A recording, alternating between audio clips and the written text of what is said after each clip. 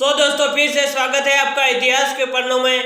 तो जैसा कि हमने पार्ट 1 में बताया कि चित्तौड़ का भीषण युद्ध कैसे हुआ, कैसे नहीं हुआ, कौन मारा गया, नेतृत्व किसने किया, ये सब कुछ विस्तार में हमने आपको बताया।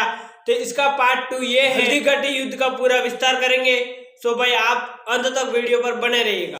10-15 साल तो प्रताप की जिंदगी व मेवाड़ियों की जिंदगी उदयपुर में खुशी खुशी बीत गई। बाद में राणा उदय सिंह का देहांत हो गया। प्रताप के सामने हल्दीघाटी युद्ध था, वो युद्ध शुरू हो गया। इस युद्ध में अकबर की सेना का नेतृत्व कर रहा था मान सिंह व राणा प्रताप की सेना का नेतृत्व कर रहे थे खुद राणा प्रताप। वह राणा प्रताप के साथ थे इस युद्ध में ग्वालियर नरेश व उनके बेटे झालाजी, राणा प्रताप के आचार्य राघवेंद्र जी, मारवाड़ के चंद्रसेन जी, भीम सिंह जी और आदि कई राजपूत राणा प्रताप के इस युद्ध में साथ थे। पर अकबर बड़ा चालाक था। मानसिंह हल्दीघाटी के युद्ध में थे। मानसिंह के पिता भगवान दास जी को रात का भोजन अकबर के साथ रखा गया। भगवान दास जी को इतनी मदिरा पिलाई गई कि उनको खुद को पता नहीं था कि वो कहाँ है। अब अकबर ने इतनी मदिरा पिलाकर उनसे एक अंगूठी मांगी, पर वो अंगूठी निकल नहीं रही थी। तब भगवान दास जी ने नशे में अपनी अंगुली काटकर अंगूठी निकालकर अकबर को दे दी। पर अकबर ने उस वक्त भगवान दास जी के अंगुली पर कोई भी औषधि व दवाई नहीं करवाई। उसी कारण भगवान दास जी की मौत हुई। रात को मानसिंह हल्दीघाटी युद्ध करके वापस आए तब अकबर ने कहा कि प्रताप ने आपके पिता को मार दिया। मानसिंह ने मना बोला कि प्रताप ऐसा कर ही नहीं सकता। तब अकबर ने वो अंगूठी दिखाई और कहा कि इसको तो आप पहचानते ही होंगे। अकबर ने मानसिंह के दिमाग में यह बैठा दिया कि भगवान दास जी को प्रताप ने ही मारा है। इससे अकबर यह चाहता था कि मानसिंह अपने पिता की बदले की आग में प्रताप को मार भी हमारा हो जाए, वह राजपूतों में आपसी झगड़ा हो जाए। और ऐसा ही हुआ। दूसरे दिन मानसिंह बदले की आग में था, वह प्रताप मानसिंह के। अब मानसिंह के सामने जैसे ही प्रताप आया, मानसिंह आग बबूला हो गया। वह मुगलों ने इसी बीच एक ऐसी चाल चली जिसका कोई अंदाजा भी नहीं लगा सका। आगरा से 10,000 की मुगलिया फौज मेवाड़ी लिबास में हल्दीघाटी भेज दी। और यह युद्ध इतना भयानक था कि युद्ध में चक्र भी बने हुए थे। तब राजपूतों ने समझा कि हम जो उदयपुर के लिए मुट्ठी भर सैनिक छोड़ आए थे, वो शायद से हमारे लिए रानी शाह ने भेज दिए हो।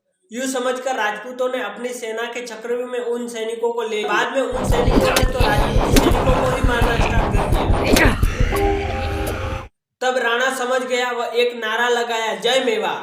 तब जितने भी मेवाड़ी सैनिक थे उन्होंने हाथ ऊंचा करके किया जय मेवाड़। पर मेवाड़ी लिबास में जो मुगल सैनिक थे उन्होंने कोई नहीं हाथ ऊंचे किए और चुपचाप खड़े। सैनिक समझ गए कि ये मेवाड़ी सैनिक नहीं बल्कि मुगल सैनिक है, तो उन सभी सैनिकों को चक्रव्यूह में मौत के घाट उतारा। तब संदेश आया कि कुंवर जगमाल 10,000 की फौज लेकर आगरा से उदयपुर की ओर रवाना हो चुके हैं। तब आचार्य राघवेंद्र जी ने कहा कि राणा जी आपको युद्ध भूमि छोड़कर उदयपुर जाना होगा। अगर मैं रणभूमि छोड़कर भाग गया तो इतिहास मेरे को कायर के नाम से जानेगा कि जिस प्रताप ने जिंदगी भर देश की बातें की, राजपूताने के एकता की बातें की, पूरे भारत के एकता की बातें की, वो लास्ट में रणभूमि छोड़कर भाग गया।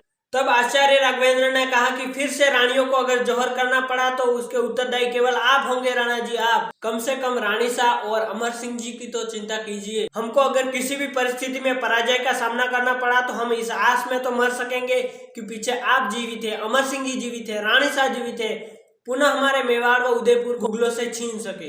आप जीवित है तो सारा मेवाड़ जीवित है और केवल आप ही एक ऐसे योद्धा हैं जिस पर मेवाड़ की प्रजा को विश्वास है कि आप जीवित है तो पूरा मेवाड़ जीवित है। तब ऐसी परिस्थिति में राणा को घायल अवस्था में उदयपुर की ओर बढ़ना पड़ा। समस्या यह थी कि मुगलों को लगना चाहिए कि राणा प्रताप लड़ते लड़ते शहीद हो, ताकि राणा प्रताप उधर उदयपुर की रक्षा कर सके। तब राणा प्रताप के थोड़े थोड़े हम शक्ल दिखते थे वीर झालाजी। तब राणा प्रताप का जीरा बख्तर झालाजी ने पहना। वो प्रताप के कहीं गांव थे, वो भी तलवार से अपने हाथ पर लगवा लिए और मुगलों की ओर जय मेवाड़ का नारा लगाकर बढ़ गए कि आ गया, लो युद्ध करो मुझसे। वह कुछ देर तो लड़े, बाद में मुगलों के सैनिकों के घेरे में आकर वो भी वीर गति को प्राप्त हो गए। वह सारी मुगल फौज ने समझ लिया कि प्रताप मारा गया।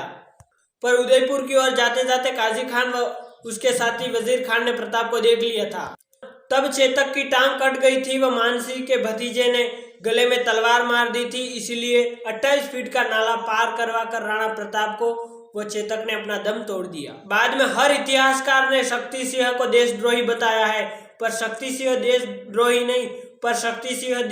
नहीं देशभक्त थे, क्योंकि शक्ति सिंह ने देख लिया था कि दादा भाई प्रताप के पीछे वजीर खान वो उसका साथी गए हैं।